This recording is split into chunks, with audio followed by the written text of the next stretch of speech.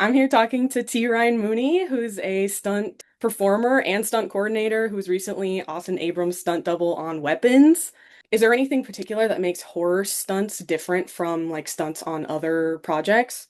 Or do you feel like it's usually the same process? So how is horror stunts different from other stunts? Is usually you're in prosthetics or you're covered in fake blood. So like how you move and how you're able to move and not like rip the costume is a factor. We also, I would say with horror, it's a lot more like a staccato kind of stunt.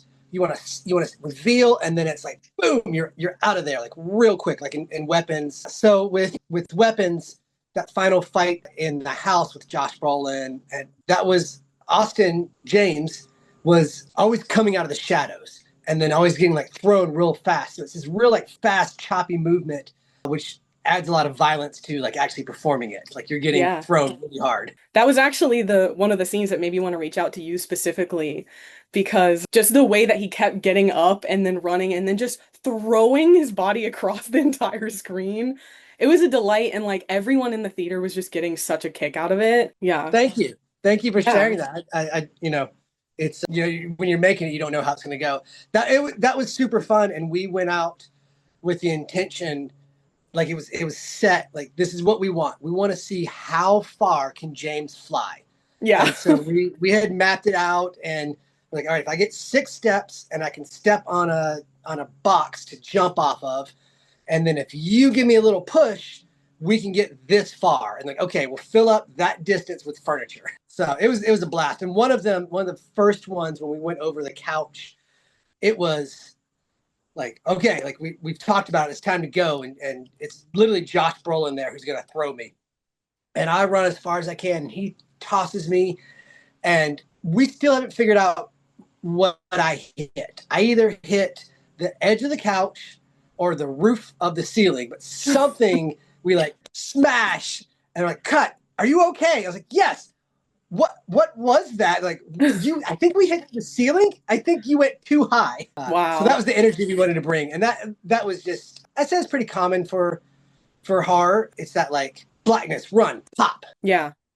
Do you ever like go to do a stunt and then that you kind of have planned and then realize that you can push it even further? Yeah, a little bit. A little Yeah. bit. We really like by the time we get on the set, we want to make sure that we are like we have done that already.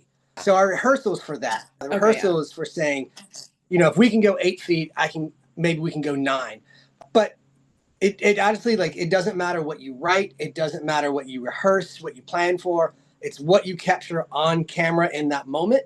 And there are Hmm. absolutely times when you're like, okay, now that I'm in this set, and if we kind of if like for instance again on Weapons, the initial idea for that second throw was that I would just clear the table. I'd already cleared the couch and they wanted me to clear the table, and we set it up with nothing on the table and practice. It was like, yes, I can get across this table, no problem. Well, naturally on the day there's props because it was kind of a shut-in house at that point. It had a hoarder mentality with Hmm. all the decoration, all the set deck they had. So there's lamps and files and coffee cups and pencils and all this stuff on there. And we're like, look, we can make it over the table if that's what you still want. However, we have an opportunity to do what we call a yard sale, which is everything's got to go.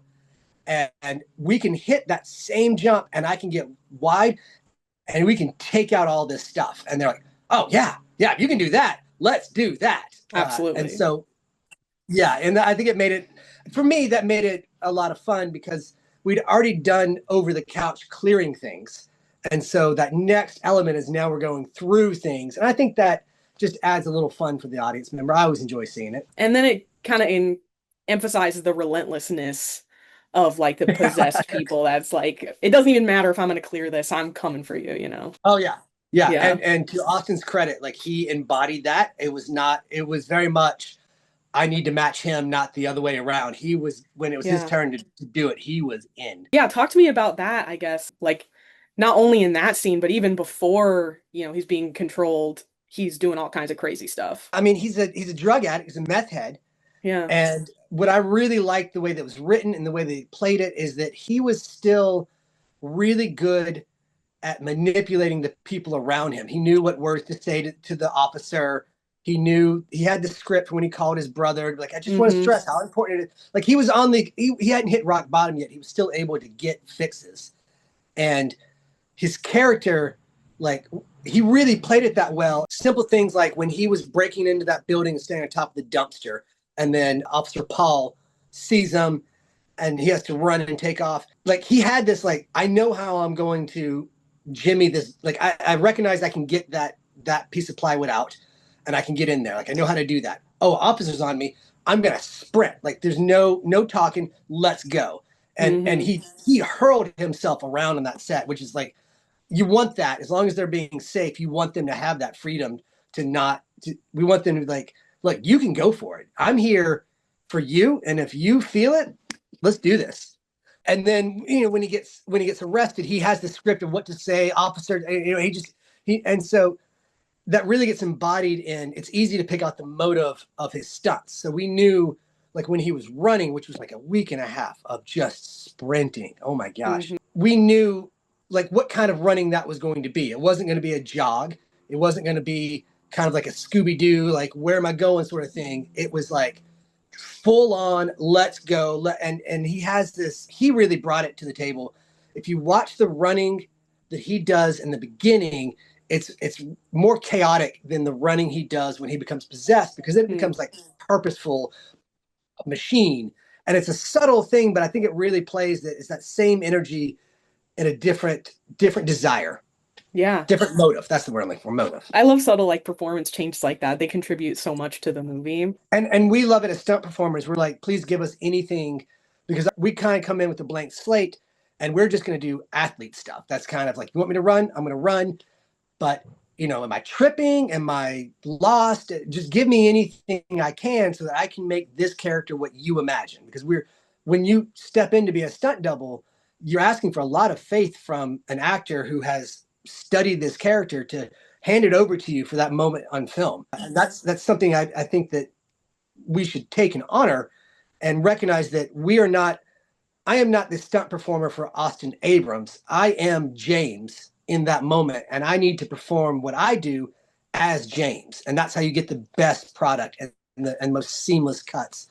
And it just looks amazing. I know you Excuse me. had mentioned that when we had talked previously that the most difficult stunt that you performed on the movie was all the running, which makes sense if you're doing that back to back to back every day. Like, as soon as I get on Yeah. set, I'm just going to be booking it. Yeah. Because, a film set is, on general, you can expect for 12 hours as a minimum. Especially, I mean, camera people and grips, like, they're doing 14, 16 ADs. They're doing 14, 16 hours a day. So you're going to be there for 12. I probably was on set running, stopping for at least 8 of those. And that was the, like, welcome to the show. You need to put on three, you need to put on a shirt, a hoodie, and a jacket over that. Excuse me, baggy Jinkos. And by the way, your guy's a meth head, so come in as skinny as you can come in, and now we're gonna be running. Oh my God. Yeah, it was fantastic. It was a really fun experience, and it's Yeah. one of those things that, like, I don't know if people know that is what stunts brings to the table. It's we do the dangerous stuff, but we're also there to do comfortable stuff, and the stuff that is just like, hey, we're gonna burn people out, so let's get somebody who's ready for this and be ready. And Austin, I mean, I that man came in committed to that role 100% physically and mentally, and he gave it all during that week. So then you gotta like up that even more. Yeah, yeah, right. When it's my time, because, like, I'm considering character choices and how I run, but ultimately I'm thinking, when the camera's there, when the camera's there, I need to start running, and I need to run this 2 blocks and time it out with that car and then turn left, and we'll do a close drive by where I'm not quite getting hit, but I'm there because if something happens, I'm there. But Austin he's running through the entire library of character choices that he's developed over reading this script and Hmm. having to run. And so when I step in there, I'm like, look, you take a break. I got you for as long as you want to take a break. And when he was ready, he would come back in. When they were like, well, we need his face here. Okay, well, we can get Glenn Foster, Lauren Chavez were our stunt coordinators. Like, we can get this much of the shot, but then after that, let's put Ryan in because it's wide and it's running, and we just don't need to burn Austin out doing that. I know there's like the fight choreographer versus the stunt coordinator and like what comprises like the stunt team like one you had for weapons. Yeah. So for weapons, you have your stunt coordinator, which is Glenn Foster and Lawrence Chavez. I feel like I'm butchering his name, so I apologize. And they are the heads of the department. So they are having all the conversations with all the other heads of department about what the vision is, as well as how to achieve it safely. So where can we put pads? What do you need?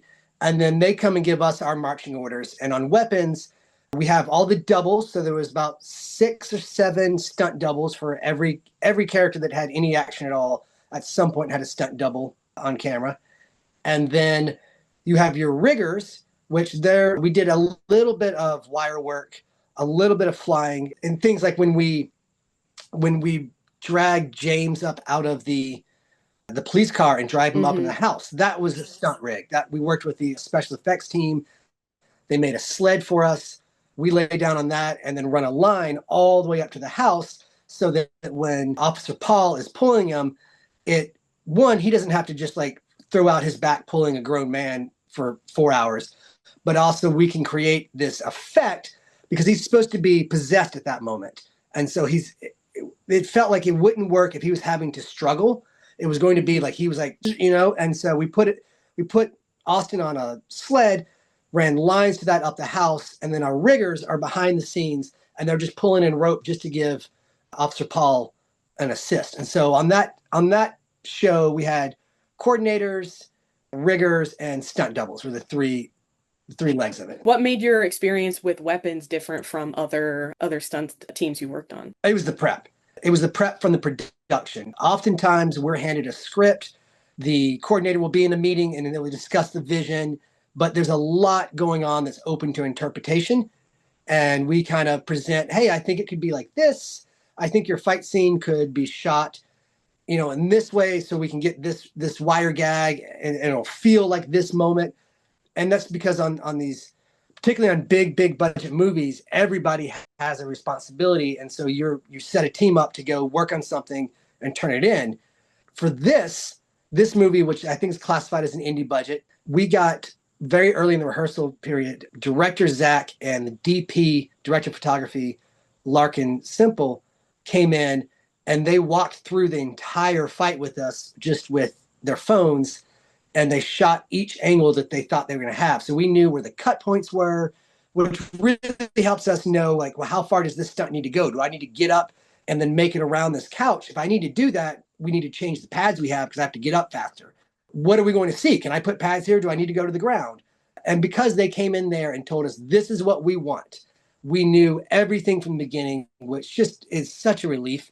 It makes it so much better on us to give you what you want. We know exactly how to give you what we want. We knew our steps. We knew this is where Josh Brolin needs to stand for me to be able to jump over that couch. And so Hmm. then they know where they want to lead Josh Brolin in on the shot previous so that we don't have some weird overlapping. And it just makes the entire process smooth. I understand why it's not always feasible, but it does make it a better process. Is there anything like crazy you've done that people wouldn't know like a stunt performer would be doing that? So if your fans watch, I'm sure they watch Fear the Walking Dead. There was a scene where they had a fishing net and had grabbed, there was like a bloated walker is what his name was. And so I had on probably 30 pounds of prosthetics. I mean, it was just like out to here because they wanted him to look waterlogged. And then I have to lay in this fishing net that has been like brought up out of the water. And because you want to get your money's worth, like, well, don't just like lay like in a hammock. You got to have your head down here and your legs all intertangled. And then there's like prop fish and whatever garbage. And it was literally just get in that net and lay there for 4 hours, go to lunch, get back, lay there for 4 hours. And you're like, because to get me down and to get out of that net is kind of a half an hour, 45-minute reset to get all of those props back in. And Yeah. so I know what I'm getting into. My job right there is to be the guy that's not going to complain about laying upside down in a net while wearing 30 pounds of prosthetics. So Wow. that's the things that maybe you don't know as us, that it's better to use us than somebody that does not have the mentality of, I'm going to be okay with being uncomfortable. And you also have like a background in skateboarding, right? Skating, yeah, skate park stuff. Yeah. That's where I started back in Louisiana. That was my jam. I was a bit of a theater kid and then found rollerblading, and I've never looked back. And that is this is my favorite hobby in the world.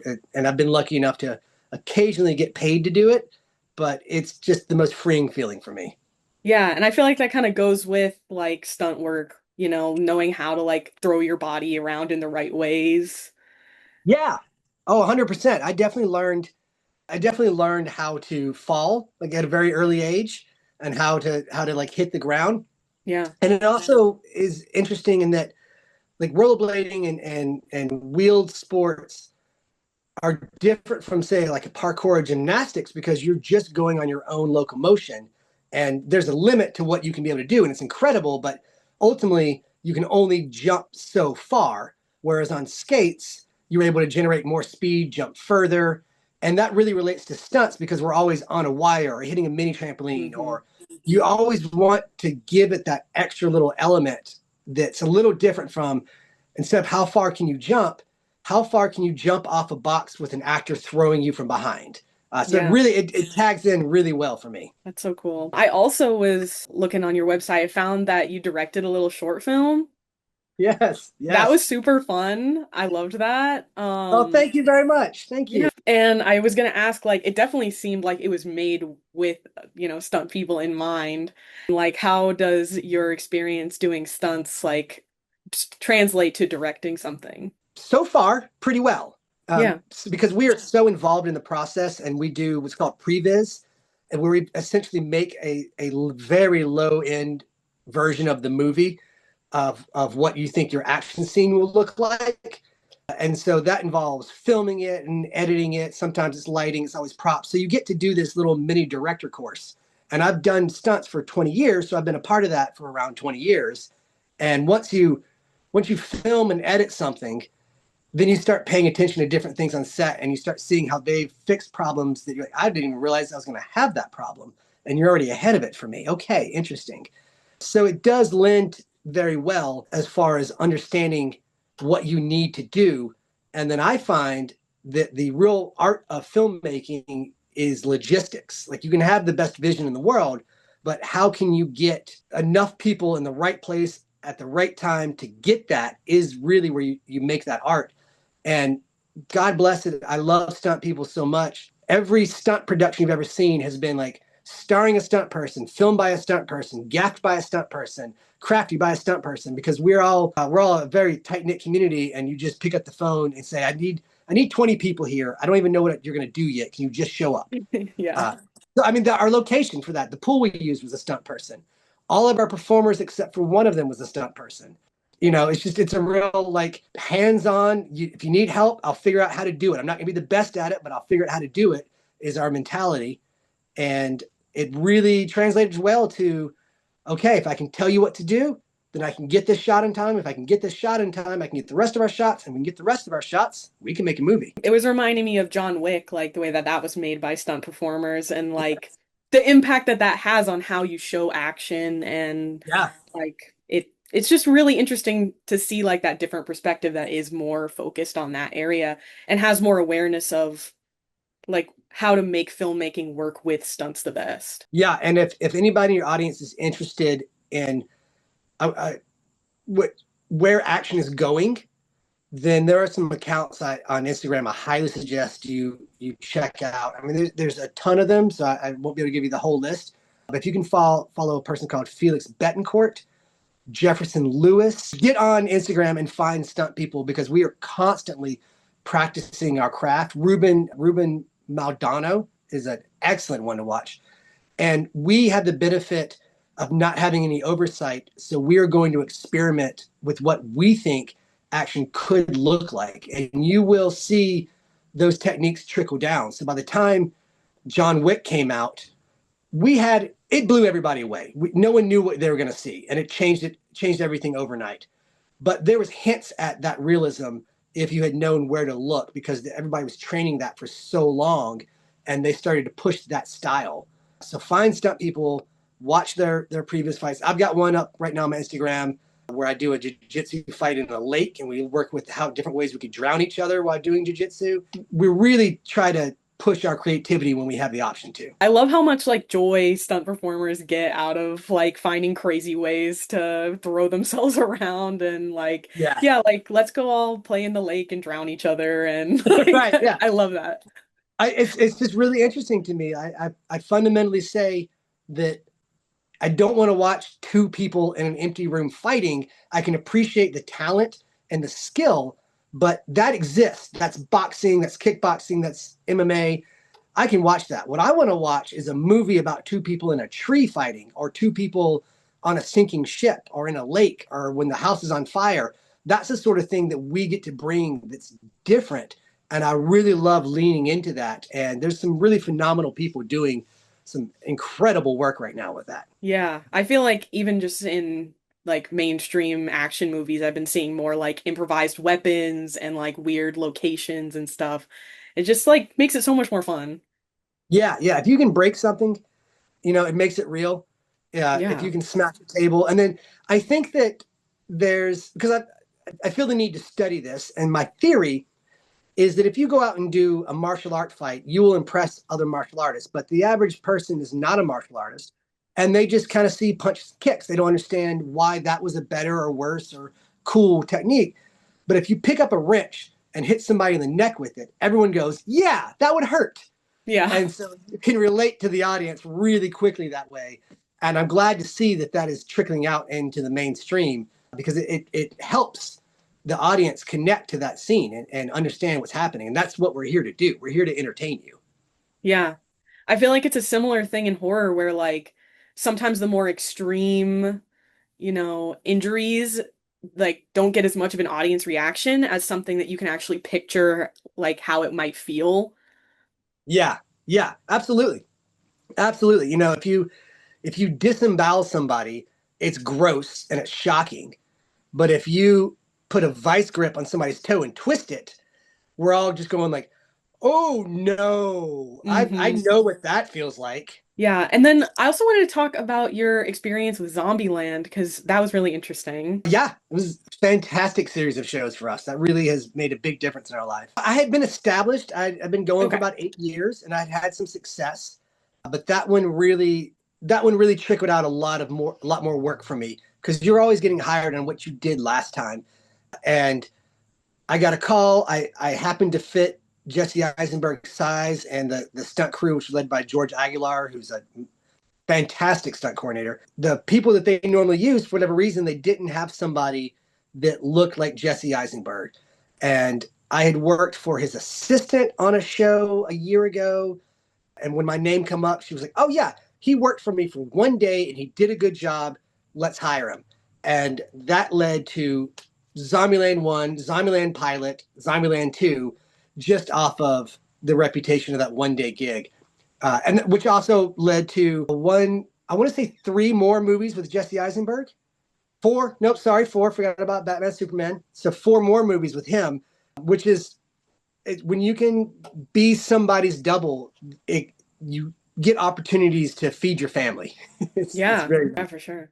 Yeah, that was a great show. I mean, it was like really Ruben Landon was the director. No, Ruben Fleischer. Ruben Landon's the stunt guy. Ruben Fleischer was the director. He also did a Gangster Squad. Phenomenal. That was his first feature break. So he was figuring out what kind of feature director he wanted to be. Incredible, to be able to watch that and kind of just like understand. That was the beginning of me understanding that everybody on set is a human trying to do the best they can do. We're all figuring it out. Hmm. And that the show was phenomenal. We did a lot of like real fun work. I met my wife on that show. Then 10 years later, when the second one came out, we had our kid at the same time. She was pregnant when I was filming the second one, which is great because advice out there: if you ever are pregnant, you'd like to have money, and freelance work is not always incoming money. So having like Zombieland 2 coming in while she was pregnant, we're like, oh, thank you, we needed Yeah. that. And they stepped up their game, and they they put a lot more money into the stunts this second time around. So we got to do like that Hound Dog Hotel scene, which was a wonder, was just phenomenal fun to do. It was really like that was a really satisfying scene to be a part of, and the stunt team under the guidance of Glenn Foster was our stunt coordinator, who was the stunt coordinator of weapons. That's how I got that job. And then, oh, don't, but Marcos Ronthwaite was our second unit director and our stunt coordinator. So he essentially did it the traditional way with that oneer. They kind of walked out with the production with Ruben of what they wanted and then said, okay, go make it, bring it back to me. And we spent, I want to say about 3 weeks. I came in for one of the weeks at the end when they had it like really staged out. We spent about 3 weeks figuring out what that scene was going to look like, which is a lot of responsibility for a oneer. You know, Mm-hmm. you can't hide in any cuts. You can't really, if it doesn't work, it doesn't work.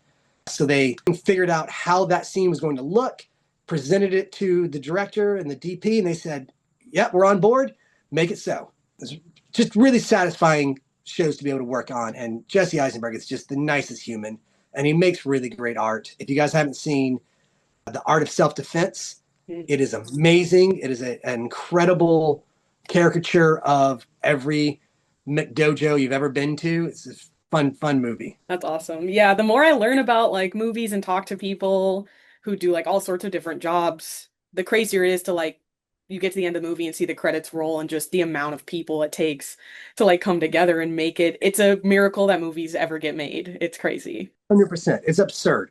It's Yeah. absurd. You write the script and it's like you, one or two people, and then you somehow you get millions of dollars, and then these people whose fees are millions of dollars get attached to it, and then all of a sudden you're on set and the money train has left the station and you've got to get it there in 20 days Yeah. or everything is a failure. And there's an energy to it that it can be suffocating, but it also, when you're with the right people and you're okay and enjoying yourselves, it's an energy of we're going to get this done and it's going to be special, and that's something I like being a part of. The last question I had for you Mm-hmm. was like one of your favorite stunts you've ever done where you're like, this is my job, this is amazing. My favorite stunt of all time, I did a high fall on Righteous Gemstones. I jumped out of a window. I went 50 feet out of a window into an airbag, and I was doubling Skylar DeSando, who was playing a stunt person who in the TV show is on a movie. So I was the like stunt double to the stunt double on a fake movie in a TV show. And I just felt like so honored to be given that responsibility to appear as a stunt man. Like I had to look right.